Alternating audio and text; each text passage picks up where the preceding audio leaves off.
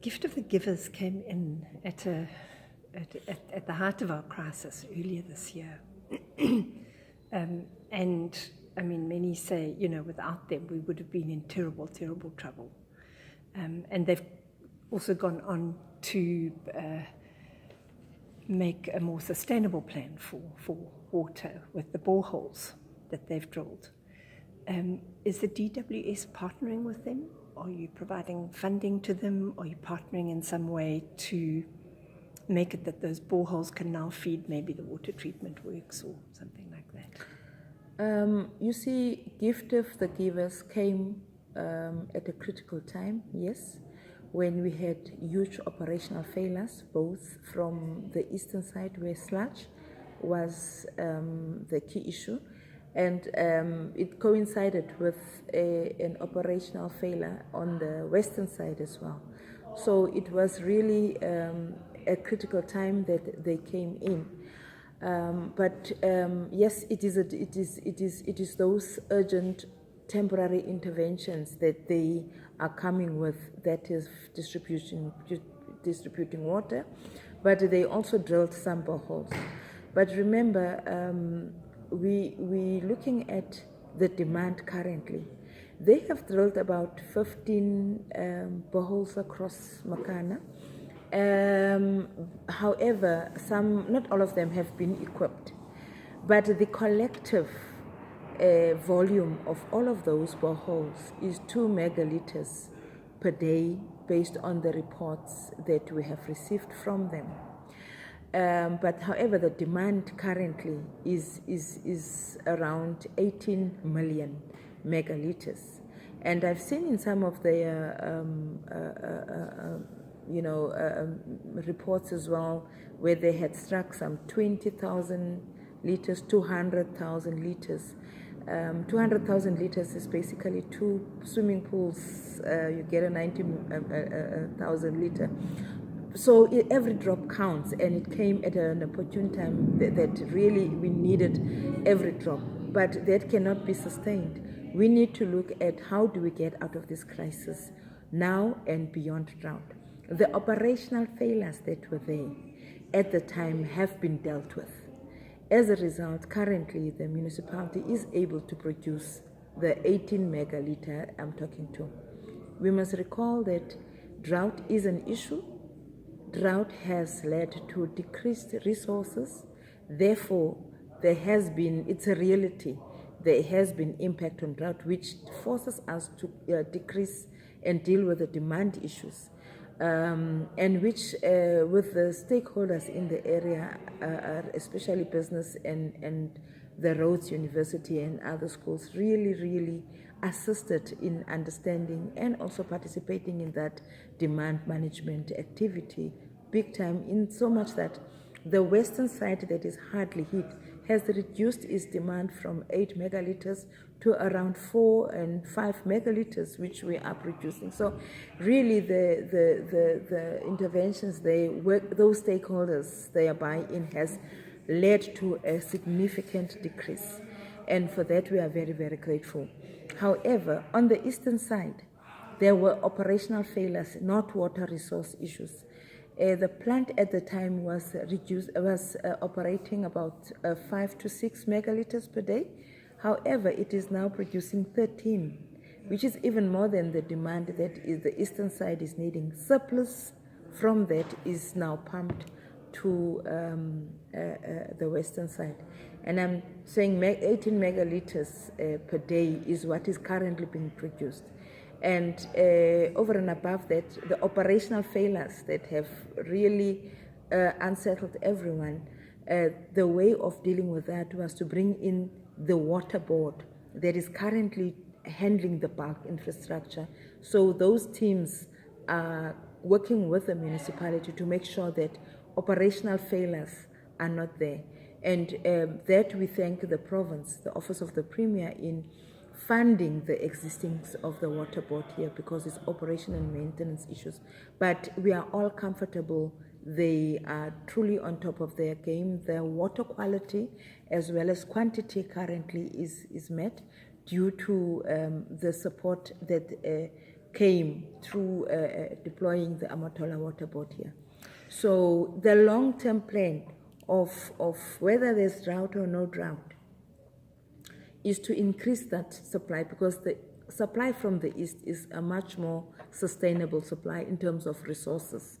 Now, to run away from the issue of the western part, whether we recover or not recover or a future drought, the requirements of Makana can be met using the supply from the east, and that is what we are looking at upgrading to 20 megalitres so that we deal with that demand. Mind you, the 8 megalitres that the western part will be even over and above the 20.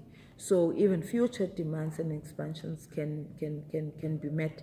And once we recover from drought, it would even be a bonus sooner than the time that we would be finishing the project. Remember, the project is due to be finished in June 2021.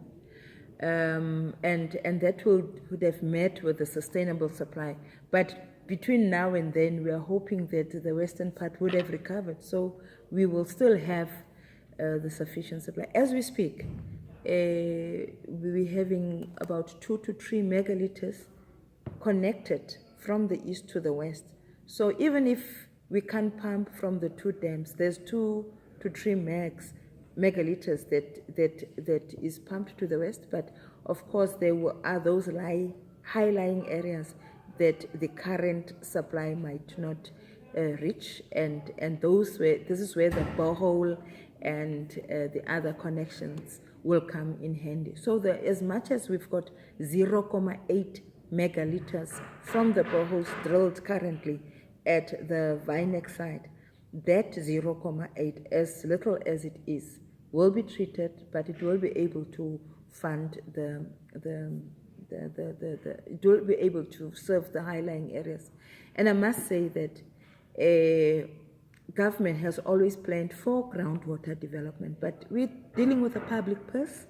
You have treasury approvals and all other PFMA regulations that govern how we use the public purse. So the plan has been there, and the money has since been released. It is with the municipality, and we now need to finalize those groundwater connections.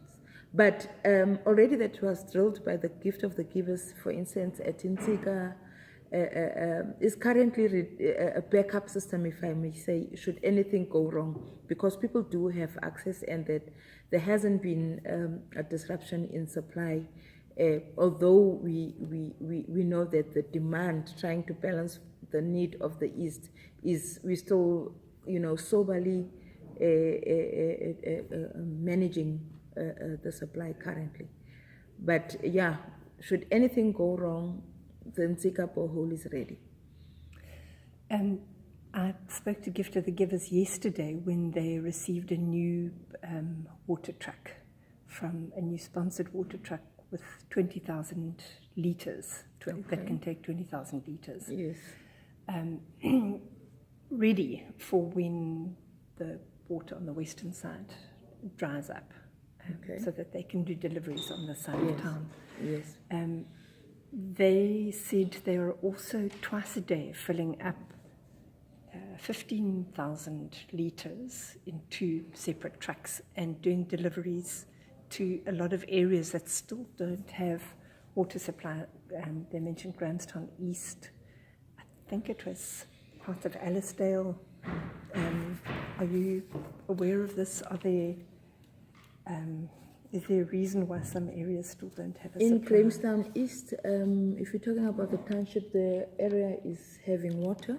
I know that the Nzika boreholes that the Gift of the Givers has set in place is not currently in use because of the water supply is currently it's running currently. So they would tap from that to go at areas outside Grahamstown to be able to trap that in. But the eastern side of the township, they do have access to water supply from the James Kleinhans currently. So I'm told we're going to Alisdale, Lubeck East, Fort Beaufort, the Nkanini Informal and Scots Farm and Sun City, which apparently don't have water supplies. Riebeek East have got water. I know ECDC has been there. We are currently funding, is it 15 million for the boreholes that have been drilled by ECDC needed to be equipped, and the treatment plant needed to be upgraded. We are funding that. The contractor is on site as we speak. And Alice-Dale as well, we are upgrading there. There's 10 million that is already with the municipality. A contractor is on site dealing with that. So yes, those areas that you are mentioning, there are contractors on site as we speak. And it's part of the 57 million that has been transferred to the municipality.